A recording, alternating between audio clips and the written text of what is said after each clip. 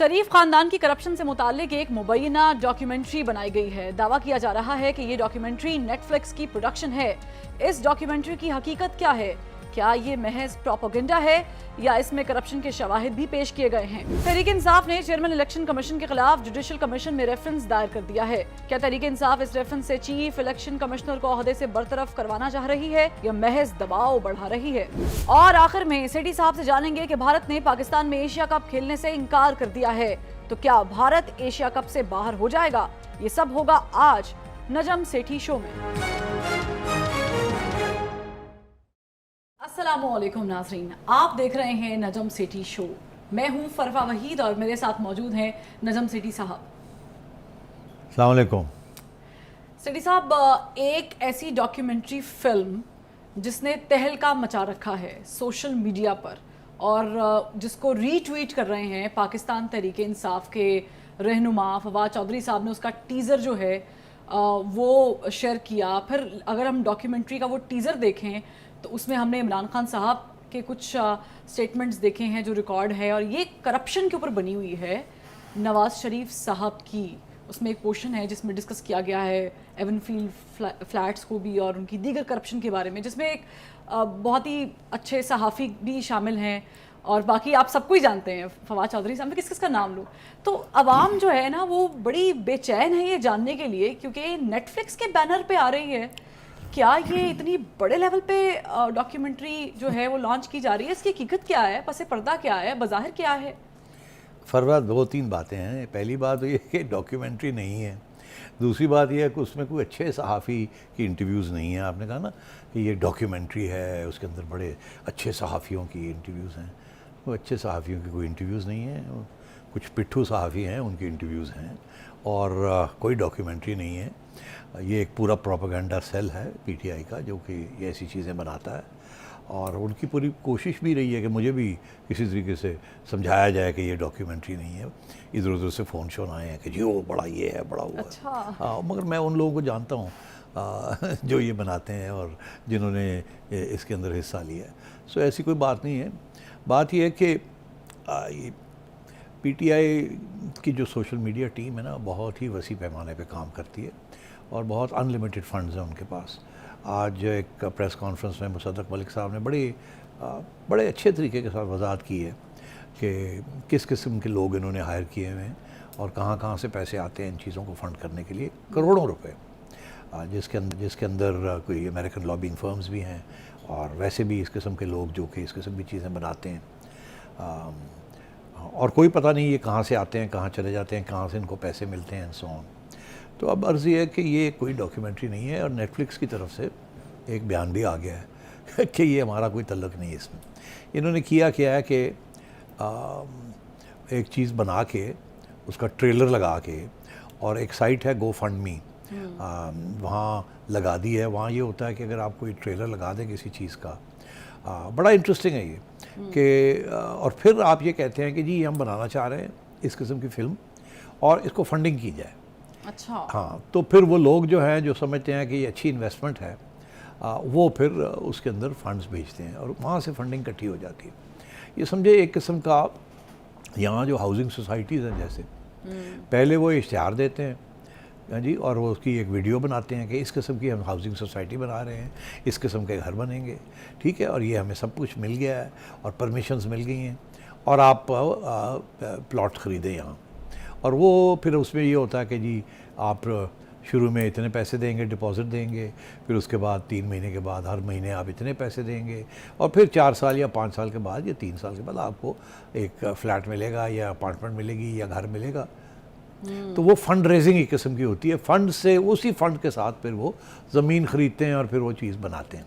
ये भी इसी किस्म की टैलेंटेड फिल्म मेकर्स के लिए ये साइट है गो फंड मी, और वहाँ आप लोग लगा देते हैं और कहते हैं जी कि इसको आप सपोर्ट करें, इसके लिए पैसे कंट्रीब्यूट करें, आपको शेयर्स देंगे, आपको ये देंगे, आपको वो देंगे।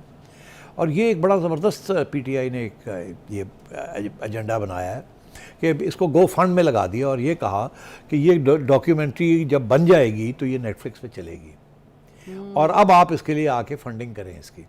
तो अब फंडिंग जो है वो करेगा तो कोई नहीं, वो पीटीआई वाले खुद ही फंड कर देंगे वहाँ जाके। यही जो खुफिया फंड्स हैं इनके पास, जो कि जिसके पीछे इलेक्शन कमीशन पड़ी है, बिल्कुल, तो वो फंड्स जाते कहाँ, वो इधर ही जाते हैं इसी किस्म की चीज़ में। तो ये फिर कहेंगे कि देखिए जी पब्लिक की तरफ से कितनी फंडिंग होगी इसकी, फिर ये जाएंगे नेटफ्लिक्स के पास और कहेंगे देखें जी ये एक ऑब्जेक्टिव किस्म की चीज़ हमने की है और इसके लिए तो फंड्स भी हमने इकट्ठे कर लिए हैं और बाकी जो है वो आप थोड़ी सी फंडिंग आप कर दें और फिर आप ये डॉक्यूमेंट्री को लगा दें। दरअसल इस किस्म की जो डॉक्यूमेंट्रीज़ हैं वो नेटफ्लिक्स नहीं चलाता। इस किस्म की जो करप्शन के ऊपर या क्राइम के ऊपर जो डॉक्यूमेंट्रीज़ होती हैं वो आम तौर पे न्यूज़ चैनल्स चलाते हैं। फॉर एग्ज़ाम्पल BBC चलाता है या अल जज़ीरा चलाता है। इस किस्म के जो इंडिपेंडेंट चैनल्स हैं वो करते हैं, बिकॉज फिर उसको डिफेंड भी करना पड़ता है ना, बिकॉज अदरवाइज़ आप सू हो जाते हैं आप कि आपने झूठे इल्ज़ाम लगा दिए। तो ये सारा एक प्रोपेगेंडा स्टंट है PTI का, मगर बड़ी ब्रिलियंट तरीके से इसको PTI ने इसको हैंडल किया और ये हमेशा करते हैं। और नून लीग और ये बाकी सियासी जमातें तो जैसे कहते हैं ना कि 5% भी उतने एफिशिएंट नहीं हैं जितने PTI का ये सेल्स हैं, ये सारे जो करते हैं। और इसको फेसबुक पे भी ले गए हैं वहाँ से उठा के और साइट्स के ऊपर भी लगा दिया है और ये पूरा एक चर्चा बना दिया है, ट्रेंडिंग बना दी है, एक चेंज चल रही है कि ये चेंज चल रही है। मगर एक्चुअली इसमें कोई किसी की कोई हैसियत साहिब हैसियत नहीं है, कोई डायरेक्टर या प्रोड्यूसर। फिक्टिशियस नेम है और जैसे कि फिक्टिशियस अकाउंट्स बनते हैं ट्विटर के ऊपर, ख़वातीन के स्पेशली अच्छी तस्वीरें लगा के ख़वातीन की लगा देते हैं ताकि लोग आए यार एक कुड़ी कौन है, तो एक ही कहती भी पता लगे वो PTI दी फेक अकाउंट है। और ऐसे बहुत सारे पकड़े भी जाते हैं। फिर पकड़े भी जाते हैं और फिर ये कहते हैं जी हमें तो ऊपर से ऑर्डर आया था, हमें तो 25,000 रुपये महीना देते पे ऐसे ले जा रहे हैं। तो इस किस्म की चीज़ें चल रही हैं, ये troll farms and so on. और ये भी it's a great propaganda stunt. और वो मैं हमेशा ये कहता हूँ कि जोसेफ गोबल्स थे हिटलर के ज़माने में, उनके प्रोपेगेंडा मिनिस्टर, इंफॉर्मेशन मिनिस्टर थे। He was a master of propaganda. और प्रोपेगेंडा का जो मॉडर्न जो डेफिनेशन है प्रोपेगेंडा की वो जोसेफ गोबल्स से वो आती है।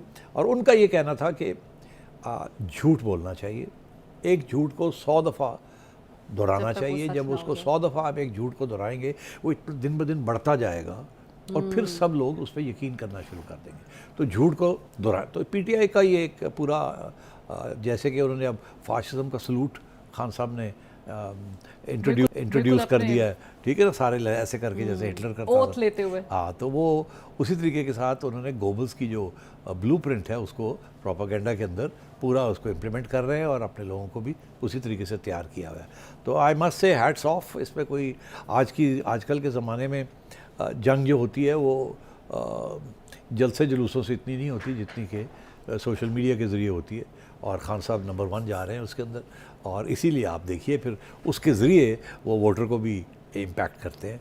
एंड मैं समझता हूँ it's a very powerful medium जिसको इस्तेमाल किया जाता है। और आम लोगों के पास इतना टाइम नहीं होता, वो एक दफ़ा चीज़ देखी, वो यार है कि वो कहना मैं भी देखी, वो कहना ओ चलो जी ये तो सही है। सो ये है बयानिया, मगर ये सारा झूठ है, ये सारा प्रोपेगेंडा है।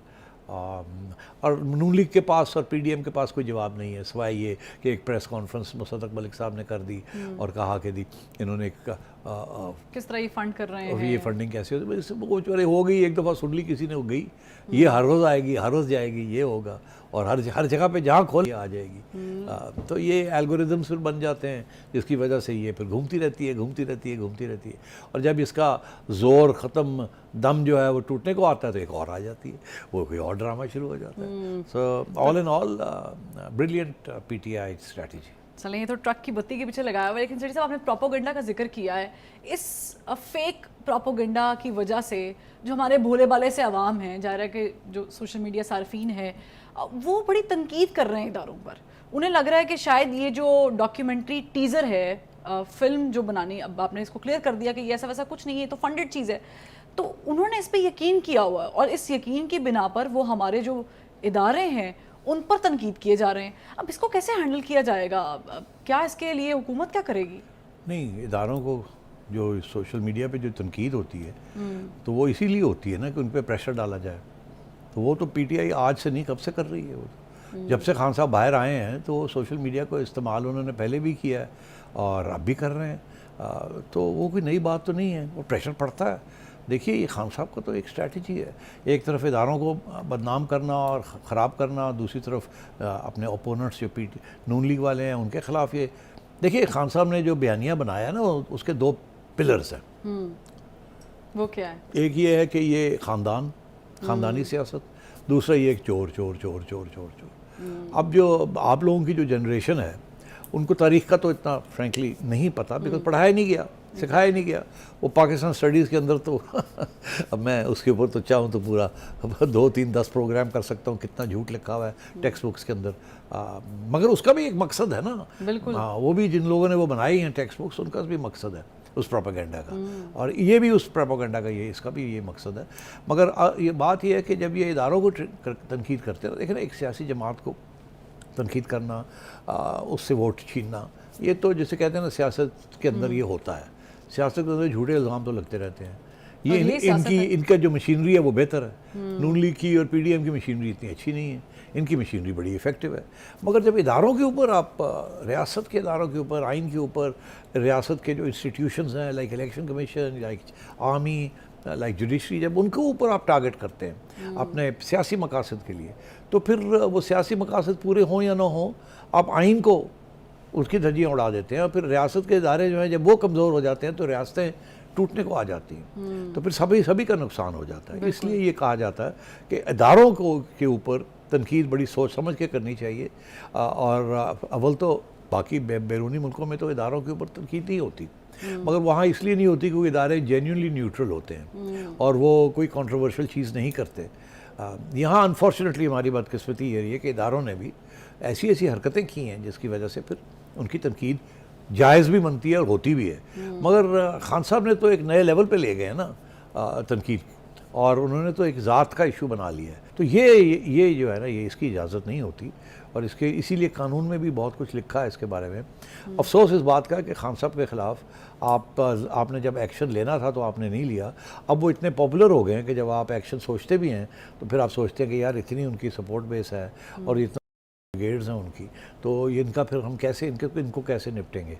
और ये सोशल मीडिया जो है ये तो इदारों से आगे निकल गया। अब तो वो सोशल मीडिया के हक पे भी हैं। जो उन्होंने बनीगाला में मुलाकात की है उसमें उन्होंने कहा कि सोशल मीडिया के हक में है, और उसमें आपका भी जिक्र हुआ है। हाँ खैर, मेरा तो प्यार है मेरे साथ तो बहुत खान साहब, काफ़ी गहरा प्यार होता जा रहा है। तो वो खान साहब हमेशा जिक्र करते हैं कि जी मेरे ख़िलाफ़ उन्होंने केस किया हुआ है। तो मैं हमेशा वापस ये करता हूँ कि उनका केस को तो अभी 1 साल 2 साल हुए हैं जिसके ऊपर उन्होंने मेरे पे इल्ज़ाम लगाया है कि मैंने कोई ऐसी बात कर दी है जिसके साथ उन्हें तकलीफ़ हुई है। हाँ, मैं फिर कह देता हूँ ऐसी क्या बात है। मैंने ये कहा था कि बनीगाला में फड्डा हो गया। बनीगाला में एक फड्डे के 100 फड्डे हुए हैं वहाँ, तो किस किस्म के फड्डे हैं वो तो हमें पता चलता रहता है। तो वो अब उसके ऊपर क्या, वो तो अब पंजाब में इतने फड्डे हुए हैं, यहाँ तक कि लोग जब फाइलें लेके जाते रहे हैं खान साहब के पास कि जी ये जो फड्डे हो रहे हैं वहाँ, तो खान साहब उनको छुट्टी करा देते रहे। तो ये क्या बात हुई। मैंने जो केस किया हुआ है जिसके ऊपर उन्होंने भी अभी तक माजरत नहीं की कि आपने मेरे पे 35 पंचर का इल्ज़ाम लगाया था, और आप आए ना प्रूफ करें कोई 35 पंचर या सॉरी करें, तो खान साहब तो कभी इधर जाते हैं। खान साहब कहते हैं कि जी वो शायद मसूद साहब ने कहा था, तो मैं तो उनकी बात कर रहा था। शायद मसूद साहब से पूछते हैं ओके जी, वो कहते हैं मैंने तो खान साहब से सुना था, तो मैं उनकी बात कर रहा हूँ। अब दोनों एक दूसरे के खिलाफ लगे हुए और मैं बैठा हूँ कि मुझे इंसाफ मिले, और मुझे 7 साल हो गए अभी तक इंसाफ नहीं मिला। तो ये बातें छोड़े आप। और ऊपर से खान साहब ने ये भी मैंने सुना, ये भी बात कही है जब उनसे पूछा गया कि आपके ज़माने में तो मीडिया के ऊपर बड़ा तशद्दुद हुआ और आपने तो इस किस्म के काले कानून भी मीडिया के ख़िलाफ़ बनाने की कोशिश की, ये हुआ वो हुआ। तो आगे से कहते हैं नहीं वो तो मैंने तो नहीं किया, मैंने तो सिर्फ सिटी के खिलाफ एक केस किया था, बाकी तो उन्होंने नाम लिए मतीउल्लाह जान और हामिद मीर पे। मैंने नहीं, मेरा तो उससे तल्लक ही नहीं है। अगर आपका तल्लक नहीं तो किसका है, तो ये भी बता दें हमें। तो फिर जब ये कहा जाता है कि अगर आपका तल्लुक नहीं है तो फिर यही इशारा कि जी रियासत के इदारों ने किया, तो आप तो खुद कहते रहे कि रियासत के इदारे और मैं तो एक सेम पेज में। तो आप ये नहीं कह सकते थे। एक तरफ आप एक ही सफ़े पे हैं, वो और आप एक ही हैं, एक पेज पे हर फैसले हमारे इकट्ठे होते हैं, यही कहते रहते थे। अब कितने वीडियोस आपको दिखाएंगे उनके। और ऊपर से आज ये कहते हैं कि नहीं जी वो तो हुकूमत ही वो कोई और चला रहा था, मैं तो वहाँ बैठा हुआ था, ना आया ना गया, मुझे तो पता ही नहीं था वो कह रहा है। इतने मासूम बन गए अब।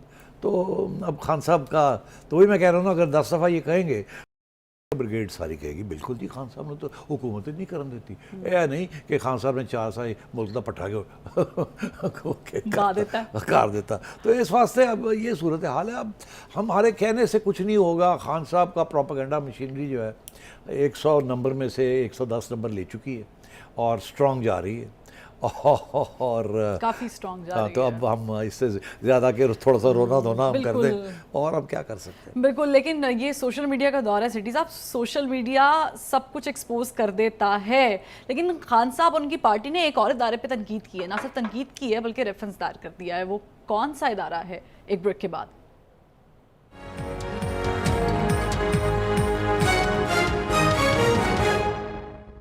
Welcome back. सिटी साहब, इलेक्शन कमीशन और इलेक्शन कमिश्नर, एक ज़माना आपको याद होगा जब खान साहब तारीफ़ करते नहीं थकते थे सुल्तान राजा साहब की, और फिर वो भी हम देख रहे हैं कि जब वो तनकीद करते हुए नहीं थकते।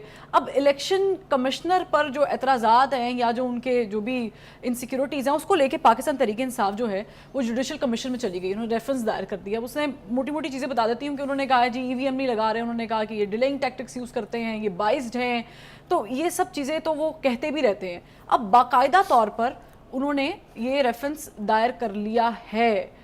आप समझते हैं कि इस तरह हटाया जा सकता है, इलेक्शन कमिश्नर को दबाव डाला जा सकता है अगर पाकिस्तान तहरीक इंसाफ इतनी स्ट्रांगली आ रही है तो?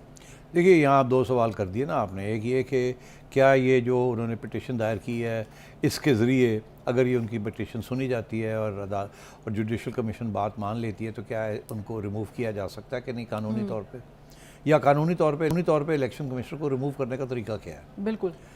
दूसरा सवाल आपने ये पूछा कि क्या ये कामयाब होगी या नहीं होगी, आप ये पूछ रहे हैं। अच्छा, अब बात ये देखिए, जो इलेक्शन कमिश्नर इंडिपेंडेंट इदारा है और इलेक्शन कमिश्नर भी एक मुत्तफ़िक तरीके से लगाया जाता है, फिर उनको रिमूव भी नहीं किया जा सकता आसानी से। रिमूव करने का वही तरीका है जो तरीका जज के लिए है। इसीलिए उनको जुडिशल अथॉरिटी भी है इलेक्शन कमीशन के अंदर और इलेक्शन कमिश्नर साहब के पास, क्योंकि वो भी कंटेम्प्ट में पिटिशंस ले सकते हैं और भी बहुत कुछ कर सकते हैं, डिस्क्वालीफाई भी कर सकते हैं। तो उनके पास जुडिशल पास भी है, एग्जीक्यूटिव एंड जुडिशल पास। अब यह है कि जैसे जज को रिमूव करना है जुडिशल कमीशन के जरिए, तो इनको भी रिमूव करना होगा तो जुडिशल कमीशन के पास पिटिशन जानी पड़ेगी। ठीक है, जैसे काजी फायजीसा के खिलाफ एक गई थी तो जुडिशल कमीशन में गई थी, इसीलिए इनके लिए भी तो रास्ता तो सही है। मगर अब सवाल ये है कि जो आपने जिक्र किया कि इल्ज़ाम क्या लगाए हैं और किसके लिए गए हैं कि इनको रिमूव किया जाए। रिमूव किया जाता है जुडिशल वर्डिक्ट्स के ऊपर नहीं, जुडिशल फैसलों के ऊपर नहीं, रिमूव किया जाता है मिसकॉन्डक्ट के लिए।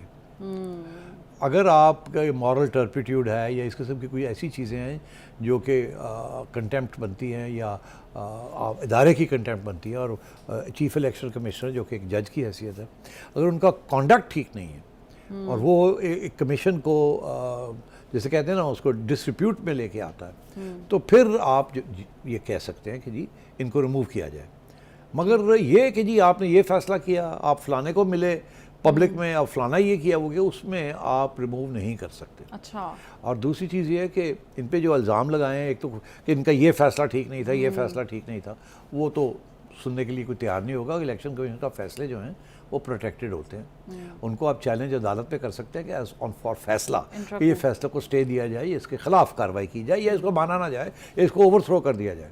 मगर ये नहीं कर सकते कि इलेक्शन कमीशन को निकाल दिया जाए।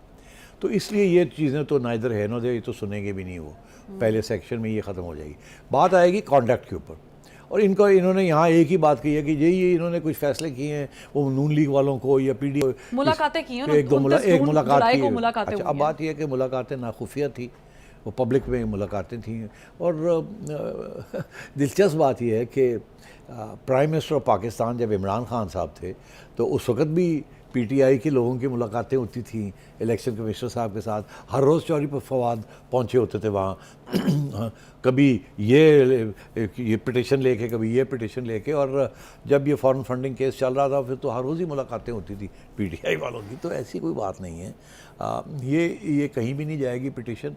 इस किस्म की पिटिशन उन्होंने पहले भी कोशिश की थी कि इस्लामाबाद हाई कोर्ट में इसको किया जाए, मगर वहाँ भी कोई जस्टिस मिनुल्लाह ने कोई खास वास नहीं डाला इनको, तो अब ये उठ के आ गए हैं। आपने एक बड़ी चीज़ इंटरेस्टिंग है, अभी मैंने आपसे कहा कि इनका सोशल मीडिया जो है वो बहुत एक्टिव है, बड़ी ज़बरदस्त कैंपेन चलाता है।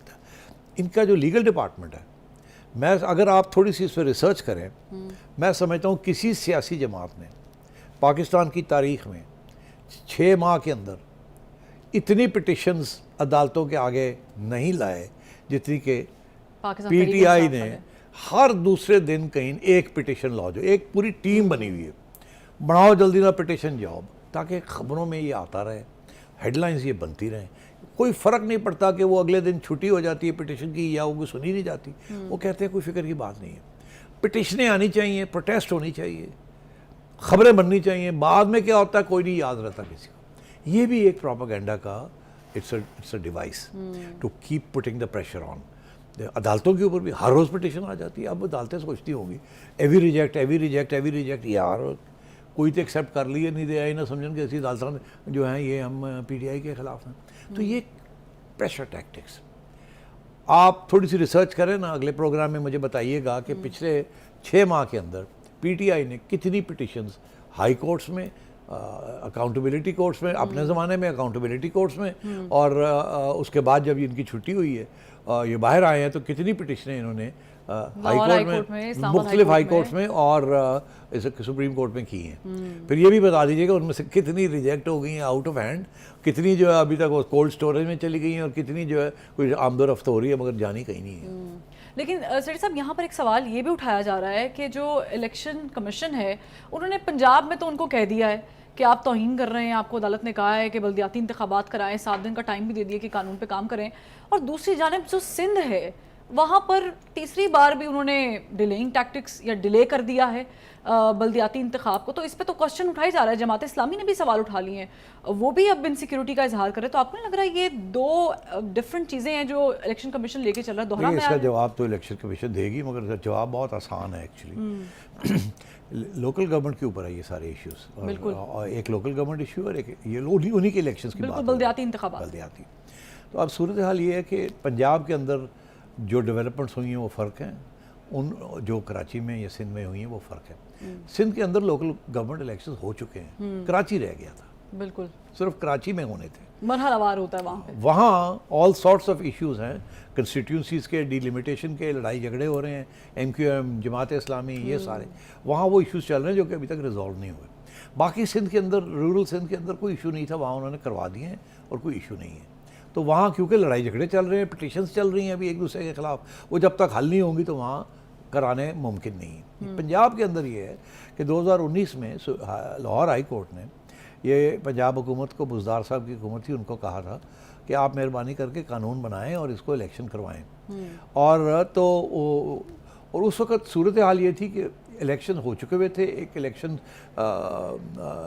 नून लीग के ज़माने में लोकल गवर्नमेंट के इलेक्शन हुए थे, और उनकी लोकल इलेक्शंस की उनकी हुकूमत थी लोकल बॉडीज़ में, और इन्होंने क्या किया कि उनको फ्रीज़ कर दिया, उनसे फंड्स उनको नहीं दिए और उनके दफ्तर बंद कर दिए। बुज़दार साहब जैसे ही इमरान खान साहब आए और वो उनको, मेयर लाहौर भी बहुत ज़्यादा, हाँ, वो बेचारे सब फारग हो गए। मगर वो जब अदालतों के पास गए कि हमें फारग कर दिया, तो अदालतें उस वक्त एज़ यूजुअल थोड़ी सी उनके ऊपर प्रेशर था, PTI का, नए नए आए थे खान साहब, बड़ी उम्मीदें थी, लोग हीरो बने हुए थे, तो अदालतों ने भी हाथ हौली रखा, उन्होंने कहा उन्हें छोड़ो, आप हो ही गए हैं, आपके 6 महीने रह गए हैं, चलो अब हो छोड़ो पर, क्या लड़ाई झगड़े करने हैं, आपको वैसे ही इन्होंने फारग कर दिया, 6 महीने के बाद आपने हो ही जाना था। तो हम इनको कहते हैं कि जी, और इन्होंने ये कहा था कि हम नया कानून लाएंगे, तो अदालत ने कहा जी चलो ठीक है, दिसंबर तक आप नया कानून ले आएँ, उसके बाद फिर हम, इन्होंने वो खींचते गए, और अदालतों ने बहुत ही रिलैक्स तरीके से इसको ट्रीट किया। फिर इलेक्शन कमीशन की तरफ से ये हुआ, और अदालत ने भी फाइनली ये कह दिया कि भाई बहुत हो गया, अब आप इलेक्शन क्यों नहीं कराते। अच्छा, वो इलेक्शन इसलिए नहीं कराते थे कि जैसे जैसे खान साहब की हुकूमत चलती गई वो ज़्यादा अनपॉपुलर होती रही और नून लीग की अहमियत बढ़ती गई, तो इनको डर था बुज़दार वालों को, अगर इलेक्शन कराए तो नून लीग वाले फिर जीत जाएंगे, क्योंकि इनकी कारकर्दगी 0/0 थी। तो इसलिए इन्होंने ना इलेक्शन कराए, ना नया कानून बनाया। तो फिर एक स्टेज ऐसी आई कि इन्होंने कानून बनाया, उसके अंदर चलाकियाँ की कुछ, जब वो चलाकियाँ की तो वो चैलेंज हो गया। तो अब जाके अदालत ने फाइनली, इसमें इलेक्शन कमीशन का कोई रोल नहीं है, अदालतों ने ये सब कुछ किया हुआ था। अब अदालत ने ये कह दिया भाई कराओ, अब क्या मसला है।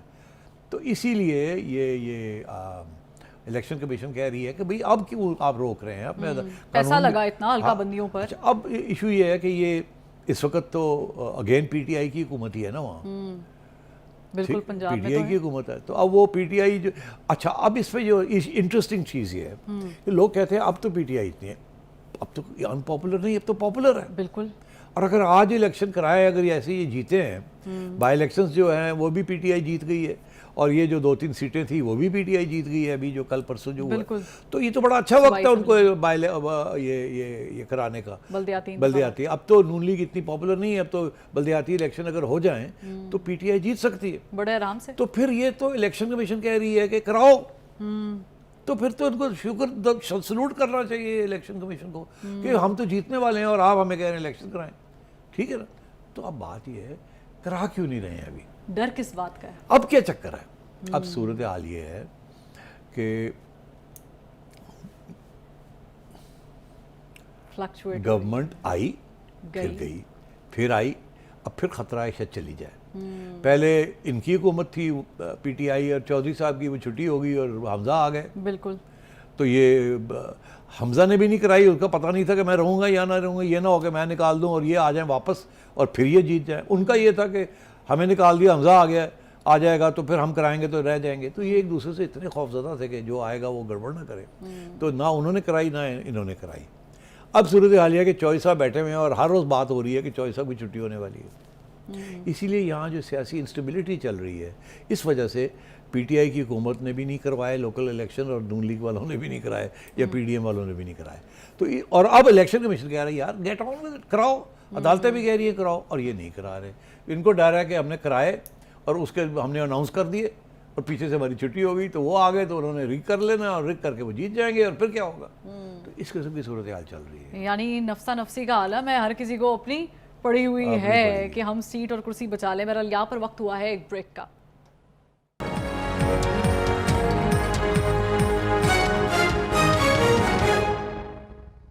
Welcome back. सेठी साहब, अब आपसे एक्सपर्ट राय लेना लाजमी है और बात है क्रिकेट की, क्योंकि भारत ने जो एशिया कप होने वाला है, जिसकी मेज़बानी आने वाला एशिया कप जो पाकिस्तान करेगा, पाकिस्तान में आके खेलने से इनकार कर दिया है और इसमें बहुत सारे सवालिया निशान जो हैं वो उठाए जा रहे हैं कि ऐसा भारत ने क्यों किया है। एक तरफ तो हम अच्छी अच्छी पिक्चर्स शेयर कर रहे होते हैं बाबर आजम की विराट कोहली के साथ, दूसरी जानिब ये प्रोपेगेंडा क्यों हो रहा है?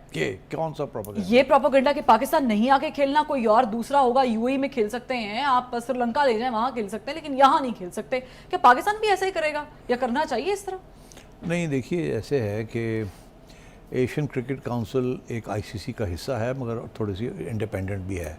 फंडिंग उसकी आईसीसी करती है मगर उनको वो एशिया की जो क्रिकेट का काउंसिल्स हैं वो सारी उसमें रिप्रेजेंटेड हैं। ये 2-2 साल के लिए उनकी सदारत जो है वो रोटेट करती है। तो 2016 से लेकर 2018 तक एशियन क्रिकेट काउंसिल की सदारत पाकिस्तान के पास थी। तो उस वक्त 2016 में chairman Pakistan cricket board Shahryar Khan साहब थे और 2017-18 में मैं था। तो शहरियार साहब ने भी सदारत की है और मैंने भी सदारत की है एशियन क्रिकेट काउंसिल की। तो पहली बात ये है कि जो मैं कहूँगा वो ज़ाहिर है उसमें हकीकत होगी क्योंकि मैं I was a participant and the president and people want to know about and of the Asian cricket council. अच्छा, अब आइए, ये डिबेट उस वक्त भी हुई थी जबकि एशिया कप होना था और वहाँ हमने ये कहा था कि ये पाकिस्तान में होना चाहिए, मगर उस वक्त तो यहाँ काफ़ी कुछ गड़बड़ हो रही थी, टेररिज्म थी, ये था वो था। इसीलिए आपको याद होगा जब हमने PSL लॉन्च किया तो पहले उसको वापस पाकिस्तान लाने के लिए हमें एक मैच हमने लाहौर में करवाया था ताकि रात के बर्फ़ टूटे और एक दफ़ा हो जाए तो फिर उसके बाद और। तो PSL तो लॉन्च करना एक चीज़ थी मगर उसको पाकिस्तान लाना एक और नया बहुत बड़ा चैलेंज था। खैर दोनों चैलेंजेस पूरे हो गए। इसी तरीके के साथ एशियन क्रिकेट काउंसिल में भी हमने आर्ग्यूमेंट दी थी कि हम आना चाहिए यहाँ और हम होस्ट करेंगे और सिक्योरिटी देंगे हम, मगर उस वक्त तक कोई इंटरनेशनल टीम जो थी तैयार नहीं थी पाकिस्तान आने के लिए। तो एक तरफ तो ये इशू था कि सारे लोग मुत्तफिक थे वहाँ कि पाकिस्तान के अंदर बड़ी टेररिज्म है, ये है। एक इशू ये था। दूसरा इशू ये था हिंदुस्तान।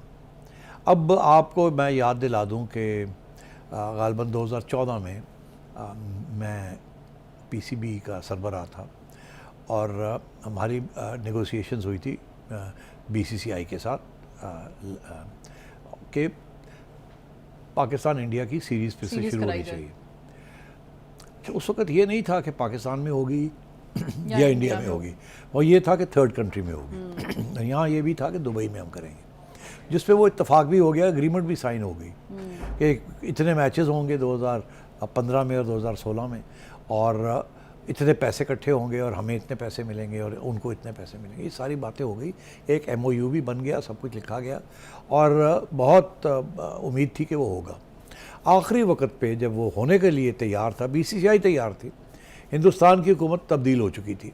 जब ये मुआहदा साइन हुआ तो उस वक्त ये इशू नहीं था पाकिस्तान इंडिया का, हालांकि नरेंद्र मोदी की हुकूमत आ चुकी थी, मगर उन्होंने कोई ऑब्जेक्शन नहीं किया था, तो BCCI ने साइन कर दिया कॉन्ट्रैक्ट। और हम बड़े खुश थे कि लो जी, इतने अरसे के बाद 2008 के बाद या 9 के बाद फिर से रिवाइवल हो रही है। और 2011 10-11 में भी पाकिस्तान की टीम इंडिया गई थी, उन्होंने कहा था वो वापस आएंगे, वो आए नहीं थे। तो ये दे ओड अस दिस, क्योंकि हर दफ़ा अगर हम वहाँ जाते हैं तो सारे पैसे उनको मिलते हैं जो आमदन होती है, जो वो जब वो आते हैं हमारी सीरीज़ खेलने के लिए तो उसकी सारी आमदन हमें। हमारा ये मेरा ये मौक़िफ़ था कि देखिए आपने तो कमाई कर ली हमारे ऊपर। तो अब सूरत हाल है कि वो फिर इंडियन गवर्नमेंट ने कैंसिल कर दी थी, इजाज़त नहीं दी। वो हम अदालतें में घूमते रहे, वो हमारे हक़ में नहीं फैसला आया, क्योंकि इंडियन गवर्नमेंट ने कहा जी हम नहीं करने देते, ख़त्म हुई बात। अब ये भी सूरत वही है कि इंडियन गवर्नमेंट इस वक्त BCCI को इजाज़त नहीं दे रही कि वो पाकिस्तान में जाके एशिया कप में शमूलियत हो, पार्टिसिपेशन करे। बाकी सब मुल्क तैयार है और आए भी हैं, इंग्लैंड आए और हो भी गए उनमें से कुछ। अब तो बहुत कुछ शुरू हो गया, कोई इशू नहीं है। तो अब सिक्योरिटी का इशू नहीं है, अब इंडिया पाकिस्तान रिलेशंस का इशू है। और जब तक वो इंडिया पाकिस्तान के relations the official level, diplomatic level ठीक नहीं होंगे, उस वक्त तक इंडियन हुकूमत जो है वो अब BCCI को इजाज़त नहीं देगी कि वो पाकिस्तान जाके पाकिस्तान के ख़िलाफ़ खेले। अलबत्ता इंटरनेशनल टूर्नामेंट्स में आउटसाइड पाकिस्तान वो इजाज़त दे देते हैं, जैसे अब ये अगले इतवार को हमारा मैच हो रहा है ना वर्ल्ड कप का इंडिया के साथ, बिल्कुल, तो वो इजाज़त मिल जाती है उनको। मगर पाकिस्तान के साथ बायलैटरल सीरीज़ की इजाज़त अभी तक इंडियन बोर्ड ने नहीं दी। तो एक तो ये, तो इसलिए ये जो इस वक्त इंडिया का जो BCCI का मौक़िफ़ ये है कि पहले उन्होंने ये कहा था जय शाह ने कि हम खेलने के लिए तैयार है पाकिस्तान को, और अगर हमें इंडियन गवर्नमेंट इजाज़त दे तो हम पाकिस्तान भी चले जाएंगे, मगर इंडियन गवर्नमेंट ने तक इजाज़त नहीं दी। उन्होंने अब कह दिया कि हम इजाज़त नहीं दे रहे। यही हुआ था 2016 में कि हमें बांग्लादेश जाके खेलना पड़ा था, ठीक है, मगर उस वक्त सारे यही कहते थे कि पाकिस्तान नहीं जाना। इस वक्त सिर्फ इंडिया कह रहा है कि नहीं जाना। तो लगता है ऐसे है कि सारे मैचेस पाकिस्तान में होंगे, और इंडिया के जो मैचेस हैं पाकिस्तान के साथ या किसी और के साथ, वो या श्रीलंका में होंगे या दुबई में होंगे। और मेरा ये ख्याल है कि ये पाकिस्तान BCCI ये PCB मान जाएगा इस बात। अच्छा, कोई एतराज़ नहीं, क्योंकि हाँ वो एतराज़ करेंगे मगर चारा कोई नहीं, वो कहेंगे नहीं खेलते। अगर इंडिया नहीं पार्टिसिपेट करता एशिया कप में तो वो एशिया कप क्या हुआ। तो फिर ये बात इनको माननी पड़ेगी। हाँ, अगर ये हुकूमत शहबाज शरीफ साहब और नरेंद्र मोदी की आपस में बात हो जाए कि क्रिकेट के तल्लुकात बहाल करने हैं, तो फिर ये सब कुछ हो सकता है। अभी ये सिचुएशन, तो यानी हैंस प्रूफ के आपने अपनी आपस की रंजिशें ख़त्म करनी है तो ताल्लुकात बहाल हो जाएंगे, चाहे वो सियासी मैदान हो या फिर खेल का मैदान हो। फरवा वहीद को नजम सिटी शो से इजाज़त दीजिए, मुलाकात होगी, अल्लाह हाफ़िज़।